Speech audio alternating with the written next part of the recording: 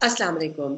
इस वीडियो का मकसद ये है कि इस वक्त कोरोना वायरस के बारे में जो भी सवाल आपको आ रहे हैं, हम कोशिश कर रहे हैं कि ज़्यादा से ज़्यादा जो सवाल है उनके जवाब हम दे सकें, जिसके लिए हमारे पास है doctor Anwar from Texas. Thank you so much for joining us.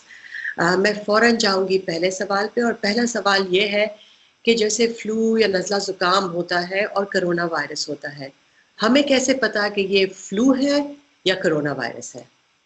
बिस्मिल्लाहिर्रहमानिर्रहीम, वालेकुम अस्सलाम।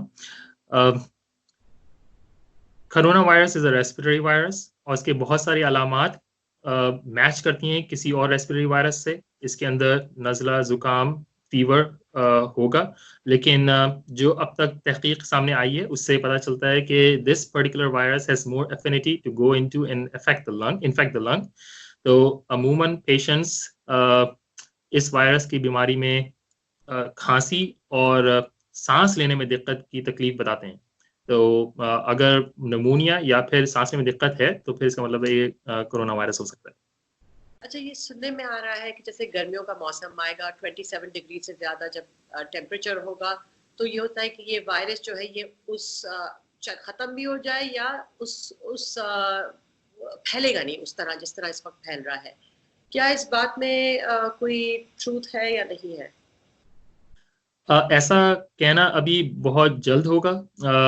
अभी इस किस्म की कोई तहकीक सामने हमारे नहीं है, लेकिन थियोरेटिकली इट इज़ पॉसिबल कि जैसे टेम्परेचर राइज हो तो the way the virus spreads is by the mechanism of droplets. तो गर्मी के मौसम में और खुश्क मौसम में there is a theoretical possibility कि वायरस इतनी इफेक्टिवली ट्रांसमिट ना हो सके। लेकिन सिर्फ क्लाइमेट ही नहीं बल्कि और भी बहुत सारे फैक्टर्स हैं जो कि वायरस के स्प्रेड में और जिस इफेक्टिवली ये स्प्रेड करता है वो इम्पैक्ट कर सकते हैं। प्रेग्नेंट वुमेन के बारे में बात करते हैं। बहुत एक फेयर है कि अनबॉर्न चाइल्ड को जो है ये कोरोना वायरस अफेक्ट कर सकता है। क्या ऐसी कोई चीज सामने आई है अभी? Again we are still in process of learning and collecting data, लेकिन जो थोड़ा बहुत हमें पता चला है वो ये कि प्रेग्नेंट वुमेन से उसके बेबी में ट्रांसमिट नहीं होता वायरस, प्लेसेंटा में वायरस नहीं जाता है, और there are no reports of any congenital infections in the baby either.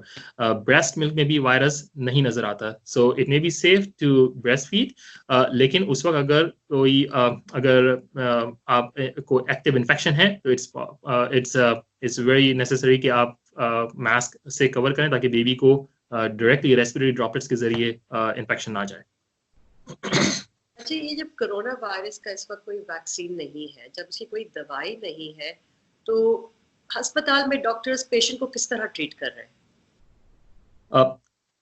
अस्पताल में सिम्प्टोमेटिक मैनेजमेंट होती है, जिसका मतलब ये है कि अगर किसी को निमोनिया है इस वायरस की वजह से और उसका ऑक्सीजन सैचुरेशन ड्रॉप हो रहा है, he is not able to maintain his oxygen, then आपके डॉक्टर इस बात को डिटरमाइन करेंगे कि do you need oxygen through nasal cannula और how to supplement it through other mechanisms, for example face mask और बाईपैप और even ventilators. This is called symptomatic management. अगर इस वायरस की वजह से आपके दूसरे ऑर्गन सिस्टम्स को अफेक्ट हुआ है, फॉर एग्जांपल सेप्सिस की वजह से आपकी किडनीज अफेक्ट हुई हैं या लिवर अफेक्ट हुआ है, तो डॉक्टर इस बात का अंदाजा लगा सकते हैं कि may be you need IV hydration और सम अदर सपोर्टिव मेजर्स। अगर आपके कोई खाना बना रहे हैं और जो बंदा आपका खाना बना रहा है, चाहे वो टेक आउट, डिलीवरी, रेस्टोरेंट हो या घर पे हो, और वो उसको कोरोना वायरस है, तो क्या ये हो सकता है कि खाने के जरिए आपको भी ये वायरस पहुंच सकता है? ऐसा मुमकिन है अगर किसी को इन्फेक्शन है और वो खाना बनाते वक्त खांसे, तो ये इट्स वेरी लाइकली कि वो ड्रॉपलेट्स उस खाने में शामिल हो जाए, उसको कंटेमिनेट कर दें। हाँ, अगर वो खाना पका हुआ है और उसके बाद गर्म हो जाए तो देयर इज अ चांस कि वायरस इतना ज़्यादा वायबल ना हो, लेकिन still it will be not without risk. अगर हमें लगता है कि हमें कोरोना वायरस है, तो क्या हमें घर पे आइसोलेट हो जाना चाहिए या क्या हमें फौरन अस्पताल चले जाना चाहिए? अगर तो किसी को इन्फेक्शन है और किसी भी इन्फेक्शन की तरह उसको फीवर या हेडेक या सोर थ्रोट है, تو it is better to self isolate himself. تو ہم آگے چل کے ڈسکس کر سکتے ہیں کہ پرسنل لیول پہ آپ کیا کیا کر سکتے ہیں اس وائرس کے علاج کے لیے اور پریونشن کے لیے. تو self isolation would be a very important effective major. اگر تو اس کو یہ لگتا ہے کہ آپ کو سانس لینے میں دقت ہو رہی ہے یا if you have a laboured breathing اور شیلو بریدنگ, تو دیر از اے ہائی چانس کہ آپ کو نمونیا ڈیولپ ہو گیا ہو, یا پھر اس ایسی صورت میں آپ کو you will have to take your self to the hospital. اچھا ماسک کا بتائیے کہ کیا ماسک پہننے سے, جو ہیلتھی لوگ ماسک پہن رہے ہوتے ہیں, ہم اگر پہن کے باہر جائیں, کیا اس سے فرق پڑتا ہے یا فرق نہیں پڑتا؟ اگر تو انفیکشن کسی کو نہیں ہے تو اس کے لیے ماسک پہننے کی ضرورت نہیں ہے, اور وہ as a matter of fact it can be counterproductive too. اگر if you are actively taking care of somebody who has an infection, for example in healthcare setting ہسپتال میں, تو اس وقت mask, gown, gloves and face shield یعنی کہ آنکھوں کی protection, یہ 4 چیز اگر وہ کر لیں, تو جو رپورٹس ہمارے پاس چائنا سے اور ووہان سے آئی ہیں, there has been like 0% transmission in healthcare workers if they can compliant with these protective measures. اگر کسی کو انفیکشن ہے تو پھر ایسی صورت میں, اور اول تو اس کو گھر پہ اپنے آپ کو آئسولیٹ کرنا چاہیے, اور اگر کسی انتہائی ضرورت کے تحت اس کو باہر جانا پڑ رہا ہے تو اس کو ماسک پہن لینا چاہیے. تو پھر میرا آخری سوال آپ سے یہ ہوگا کہ اس وقت ہم انڈیویجول جو گھر پہ بیٹھے ہوئے ہیں, ہم اس وقت کرونا وائرس کے بچاؤ سے کیا کر سکتے ہیں؟ بچاؤ کے لیے بیسکلی 3 لیولز کے اوپر ہم کو دیکھنا پڑے گا. ایک تو یہ کہ پرسنل لیول پہ آپ کیا کر سکتے ہیں. پرسنل لیول پہ ریسپیریٹری ہائیجین, جس کا مطلب یہ ہے کہ کھانسنے کے اور چھینکنے کے کیا آداب ہیں, ان کو نظر میں رکھنا پڑے گا کہ ہمیں اگر کھانسی ہے تو کسی کے سامنے, کسی منہ پہ نہ کھانسیں, فیس پہ نہ کھانسیں, اور اس کو کور کریں رومال کے ذریعے یا پھر ٹیشو پیپر کے ذریعے اس کو ڈسکارڈ کریں, یا پھر اپنے ایلبو میں کھانسی یا چھینکیں, اور فوراً اس کے بعد ہاتھوں کو اچھی طرح پانی سے اور صابن سے دھو لیں.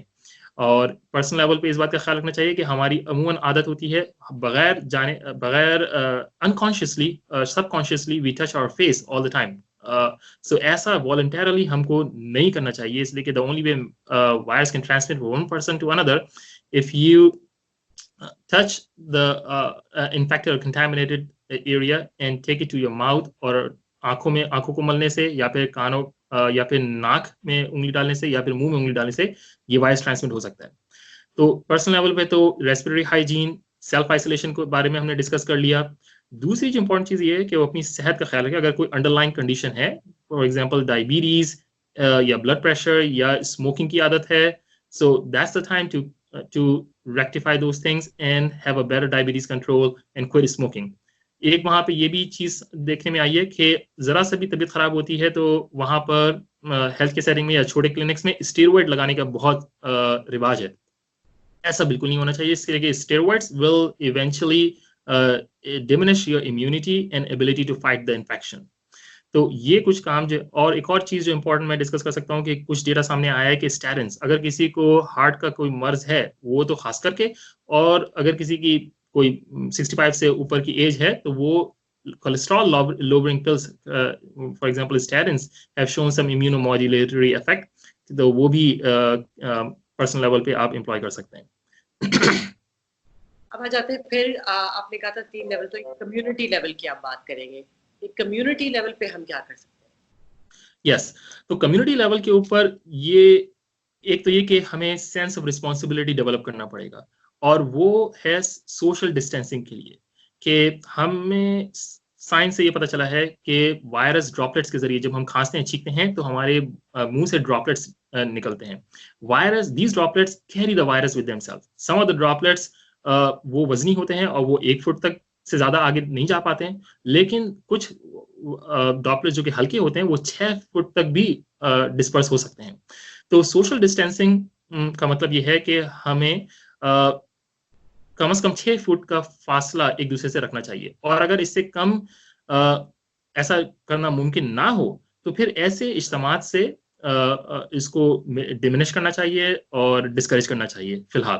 تو یہ ہمیں سیلف سینس آف رسپانسبلٹی سے ہوگا, اور سوشل جس کے ذریعے ہم سوشل ڈسٹینسنگ کو افیکٹولی اس کو امپلیمنٹ کر سکتے ہیں. اب یہ چیز جو ہے آپ کو آپ کے پبلک ہیلتھ آفیشلز بتائیں گے کہ इस सोशल डिस्टेंसिंग को आप अपने एनवायरनमेंट में किस तरीके से इफेक्टिवली इम्प्लीमेंट कर सकते हैं।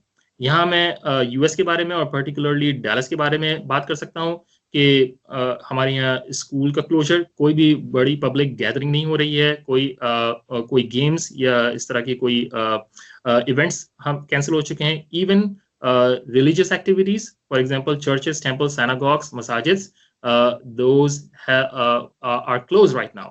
और ये चीज एक जो फैसला पिछले हफ्ते लिया गया था, it was in consultation with all the scholars here, उलमा कराम और public health officials, की आपस में मीटिंग हुई और तमाम तरफ से राय ली गई और eventually with an extensive meeting with for 7 hours they made this difficult decision to avoid any congregation in the masjids. छोटे पैमाने पर एतकाफ की इजाजत है, जो कि हेल्दी लोग हैं वो मस्जिद के अंदर बेसिकली रह सकते हैं, लेकिन congregation for general public is completely prohibited right now. तो ये कम्युनिटी लेवल पे आप लोग अपने एनवायरनमेंट के को मद्देनजर रखते हुए कर सकते हैं। Thank you very much for your time. We really appreciate this, and stay safe where you are. Thank you. Thank you very much.